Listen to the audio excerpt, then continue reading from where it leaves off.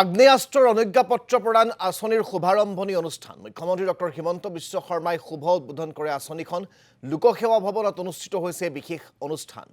অসমৰ স্পৰ্শকাতৰ আৰু দুৰ্গম অঞ্চলৰ মূল বাসিন্দা আৰু খিলঞ্জীয়া ভাৰতীয় নাগৰিকক এই আঁচনিৰ জৰিয়তে প্ৰদান কৰা হ'ব আগ্নেয়াস্ত্ৰ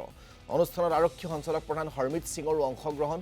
আঁচনিৰ শুভাৰম্ভ কৰিয়েই সংবাদ মাধ্যমক সম্বোধন ডক্টৰ হিমন্ত বিশ্ব শৰ্মাৰ তেওঁৰ ভাষণৰ কিয়দাংশ আপোনালোকক আমি শুনাব বিচাৰিছোঁ মুখ্যমন্ত্ৰীৰ আয়ুষ্মান অসম যোজনা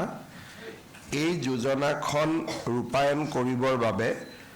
আমাৰ বাজেটত 500 কোটি টকা আছিল তাৰে আমি 175 কোটি টকা ইতিমধ্যে ব্যয় কৰিছো আৰু যোৱাকালি কেবিনেটে 325 কোটি টকা আৰু ব্যয় কৰিবৰ কাৰণে অনুমতি প্ৰদান কৰে ইয়াৰ লগতে আমাৰ অসমৰ শক্তি খণ্ডত বিনিয়োগৰ বাবে বিশেষকৈ যিখিনি আমাৰ পাৱাৰ শৰ্টেজ হৈ আছে সেই পাৱাৰ শৰ্টেজ পূৰণ কৰিবৰ বাবে যোৱাকালি কেবিনেটে ভাৰত চৰকাৰৰ শক্তি পলিচিৰ অধীনত 500 মেগাৱাট পাৱাৰ